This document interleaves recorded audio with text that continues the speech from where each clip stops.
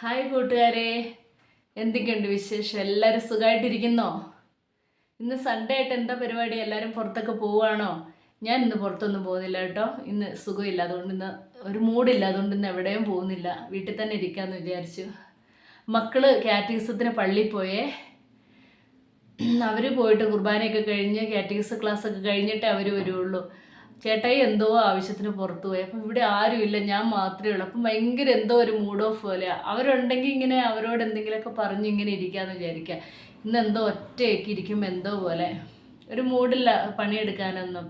രാവിലെ ഇന്ന് ചായക്കൊന്നും ഉണ്ടാക്കിയില്ല, കടിയൊന്നും ഉണ്ടാക്കിയില്ല. ബ്രെഡും ചായയും കുടിച്ചു, അവർ പോയി.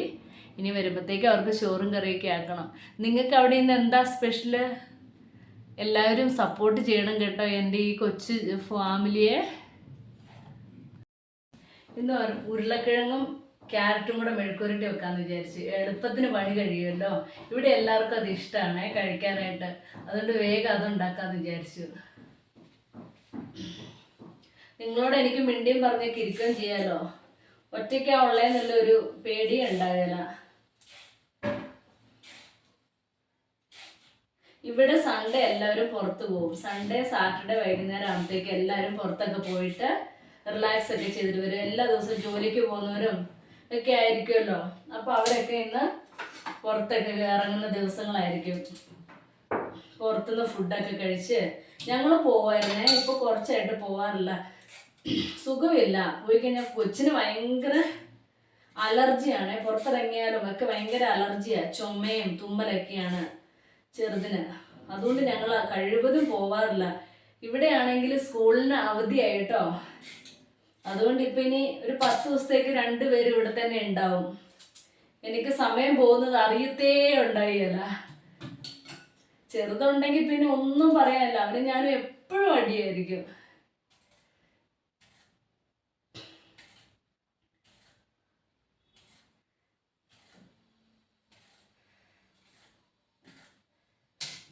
ഇന്ന് നോൺ വെജ് ചിക്കൻ ഇരിപ്പുണ്ടായിരുന്നു, പക്ഷെ വറ്റുന്നില്ല.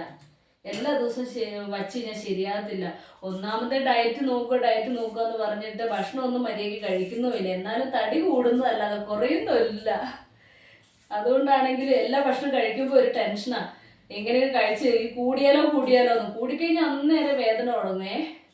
അപ്പം അതുകൊണ്ട് എപ്പോഴും ഡയറ്റിങ് മാത്രമേ ഉള്ളൂ. മെഴുക്കുവരട്ടി ഉണ്ടാക്കാൻ തുടങ്ങുവാണേ. ഈസി ആയിട്ടാണ് ഞാൻ ഉണ്ടാക്കുന്നത്. നിങ്ങൾ എങ്ങനെയാണ് ഉണ്ടാക്കുന്നതെന്നൊന്നും എനിക്കറിയത്തില്ല. ഞാൻ ഇങ്ങനെയൊക്കെ തന്നെ ഉണ്ടാക്കുന്നത്.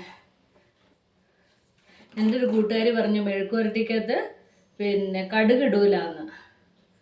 പക്ഷെ ഞങ്ങളിവിടെ ഇടും കേട്ടോ. കടുക് ഇട്ടിട്ടാണ് മെഴുക്കുവരട്ടി ഉണ്ടാക്കുന്നത്.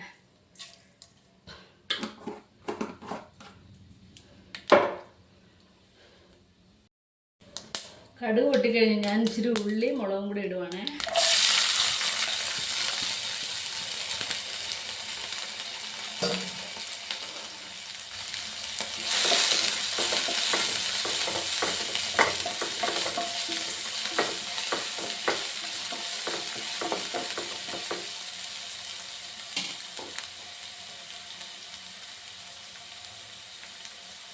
ഉപ്പിട്ട് കൊടുക്കാം.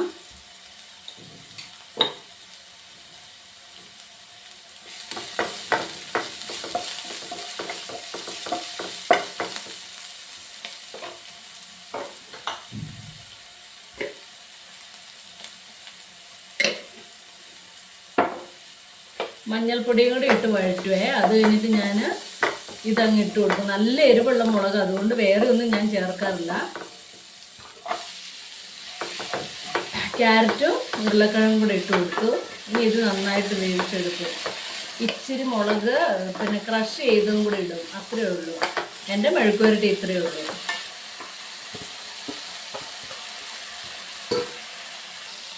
ഫ്രഷായിട്ട് കുറച്ച് കറിവേപ്പിലയും കൂടെ ഇട്ട് കൊടുക്കാം. എന്നിട്ട് മൂടി വെച്ച് വേവിക്കാം കേട്ടോ. നമുക്ക് ഇച്ചിരി ചില്ലി ഫ്ലേക്സും കൂടെ ഇട്ട് കൊടുക്കാം. എന്നിട്ട് അവിടെ ഇരുന്ന് വേവട്ടെ. റെഡിയായി കേട്ടോ, എൻ്റെ മെഴുക്കുവരട്ടി റെഡിയായി. നല്ലൊരു രസവും കൂടെ ഉച്ചക്കത്തേക്ക് വെച്ചു. ഇനി ഒരു ഉണക്കമീനുണ്ട്, ഉണക്കമീനും കൂടെ വറക്കണം. ഇന്നത്തെ ശാപ്പാട് കുശാലായി. ഒരാളും പള്ളിയെല്ലാം കഴിഞ്ഞ് വന്നു, ക്ഷീണിച്ചാണ് വന്നിരിക്കുന്നത്. ഇനിയിപ്പം ഭക്ഷണമൊക്കെ കഴിച്ചിട്ട് ഞങ്ങൾ പുറത്ത് കൊണ്ടാന്ന് പറഞ്ഞിട്ടുണ്ട് ചേട്ടായി. എവിടെയാണെന്നൊന്നും അറിയത്തില്ല, പോകണം. അതിനു വേണ്ടി ഇരിക്കുന്നു. ഇവർക്ക് ലീവും കൂടെ ആയപ്പോഴത്തേക്കും ഭയങ്കര ബോറടിയൊക്കെയാണേ. അപ്പം അതുകൊണ്ട് എവിടെയെങ്കിലും കൊണ്ടാന്ന് പറഞ്ഞിട്ടുണ്ട്. പോകുമ്പോൾ പറയാം കേട്ടോ എവിടെയാണെന്നൊക്കെ. ബൈ. ഞാൻ ചപ്പാത്തിയാണ് കഴിച്ചു ഉച്ചയ്ക്ക്, ചോറ് കഴിച്ചില്ല. കൂട്ടുകാരെ, ഞങ്ങൾ പുറത്ത് പോവുക. ഞങ്ങൾ പുറത്ത് പോയിട്ട് എവിടെയാണെന്ന് പറയാം കേട്ടോ. പോയിട്ട് പോകുന്ന കാഴ്ചകളൊക്കെ കാണിച്ചു തരാവേ. അറിയത്തില്ല എവിടെയാണ് പോകുന്നതെന്നൊന്നും. അന്നേരം ഞങ്ങൾ പറയാം കേട്ടോ. ഞങ്ങൾ ഒസ്കോട്ടേക്കാണ് പോകുന്നത് എന്ന് പറഞ്ഞു. ചുമ്മാ ഒരു ഡ്രൈവിംഗ് എന്ന് പറഞ്ഞു. അപ്പം പിന്നെ എല്ലാവർക്കും സന്തോഷമായി. ഞങ്ങൾക്കിങ്ങനെ വണ്ടിയിലിരിക്കാൻ ഭയങ്കര ഇഷ്ടമാണ്. കാഴ്ചകളൊക്കെ കണ്ടിങ്ങനെ പോകാമല്ലോ, നല്ല രസമാണ്. ഈ സമയത്താണ് അധികം ട്രാഫിക്കും ഇല്ലായിരുന്നു. യാത്രയൊക്കെ സൂപ്പറായിരുന്നു. കാണാനാണെങ്കിലും രണ്ട് വശത്തും ഇങ്ങനെ ഇങ്ങനെ കിടക്കാറില്ല ഇങ്ങനെയൊന്നും. ചേട്ടൻ ഇങ്ങനെ ഓരോന്ന് പറഞ്ഞുകൊണ്ടിരിക്കുവാണ്. ഉച്ചയാണ്, ട്രാഫിക്കൊന്നും ഇല്ലയെന്ന് പറഞ്ഞുകൊണ്ടിരിക്കുക. അങ്ങനെ ഞങ്ങളിങ്ങനെ പോയിക്കൊണ്ടിരിക്കുക. കുറേ ദൂരം ഞങ്ങൾ അങ്ങോട്ട് പോയി. കുട്ടൂസിനാണെങ്കിൽ ബോറടിക്കുന്നു, എവിടെയെങ്കിലും ഇറങ്ങാമെന്നൊക്കെ പറഞ്ഞു. അങ്ങനെ ഇറങ്ങാമെന്ന് പറഞ്ഞിട്ട് ഞങ്ങൾ വേഗം പോയി. അവിടെ എത്തിക്കഴിഞ്ഞപ്പോൾ സൈഡിൽ നല്ല ജമന്തിയുടെയും പിന്നെ അതിൻ്റെ ഇടയ്ക്ക് ബന്ദിപ്പൂവും നല്ല രസമുണ്ടായിരുന്നു കേട്ടോ. ഞങ്ങൾ കുറേ നേരം അവിടെ ഇറങ്ങി കുറേ ഫോട്ടോസൊക്കെ എടുത്തു, വീഡിയോസൊക്കെ എടുത്തു. എന്ത് ഭംഗിയാണെന്നറിയാമോ. ഒത്തിരി നിലം ഇങ്ങനെ കണ്ടത്തിൽ ഇങ്ങനെ നട്ടു പിടിപ്പിച്ചേക്കുക. ചേട്ടായോട് ഞാൻ പറഞ്ഞു എനിക്ക് വീഡിയോ എടുത്തുതരാൻ പറഞ്ഞു. ചേട്ടാ പറഞ്ഞു നിന്നോളാൻ പറഞ്ഞു. അങ്ങനെ ഞങ്ങൾ വീഡിയോ ഒക്കെ എടുത്ത് തൊട്ടു അതിനകത്ത്. പക്ഷേ കുട്ടൂസിന് പെട്ടെന്ന് തന്നെ ആ പൂവിൻ്റെയൊക്കെ മണം അടിച്ചിട്ട് അലർജി ആകുന്നുണ്ടായിരുന്നു. അതുകൊണ്ട് കുട്ടൂസ് മാറിപ്പോയി. എന്ത് ഭംഗിയാണെന്നറിയാമോ. നിങ്ങൾക്കത് ഈ ക്യാമറയിൽ കാണുന്നത് അത്രയ്ക്ക് ഭംഗിയില്ലെന്നാണ് തോന്നുന്നത്. പക്ഷേ നേരിട്ട് കാണുമ്പോൾ ഇങ്ങനെ പാടം നിറഞ്ഞു നിൽക്കുവാണേ. നിറച്ച് അവിടെ പണിക്കാരൊക്കെ ഉണ്ട്, എല്ലാവരും പണിയൊക്കെ എടുക്കുന്നുണ്ട്. പക്ഷേ ഞങ്ങൾ അതിനകത്ത് കൂടെയൊക്കെ കയറി ഇറങ്ങി നടക്കുകയൊക്കെ ചെയ്തു. പക്ഷേ ഒരു കുഴപ്പവും ഇല്ലായിരുന്നു കേട്ടോ. അവർ ഞങ്ങളൊന്നും പറയുകയൊന്നും ചെയ്തില്ല. അവർ നോക്കി നിൽക്കുന്നുണ്ടായിരുന്നു, ഞങ്ങൾ എന്തായി കാണിക്കുന്നതെന്നൊക്കെ ഓർത്തിട്ട്. പിന്നെ പെട്ടെന്ന് തന്നെ തിരിച്ചു പോന്നു. വേറെ ഏതോ വഴിക്ക്, എയർപോർട്ടിൻ്റെ വഴിക്ക് അങ്ങനെ അങ്ങോട്ട് കയറി. ഞങ്ങൾ അങ്ങനെ പോയി ഒരു വഴിക്ക് എവിടേക്കോ എത്തി. എന്നിട്ട് കുറേ യാത്രയൊക്കെ ചെയ്ത് കുറേ ഡ്രൈവൊക്കെ ചെയ്ത് അങ്ങനെ പോയി. ഒരു നല്ല സ്ഥലങ്ങളാണ്. നിങ്ങൾക്കറിയാവോ, ഇവിടെയൊക്കെ വന്നിട്ടുള്ളവർക്ക് അറിയാമായിരിക്കും, ബാംഗ്ലൂരൊക്കെ ഉള്ളവർക്ക് അറിയായിരിക്കും. നല്ല രസമുണ്ടായിരുന്നു കേട്ടോ.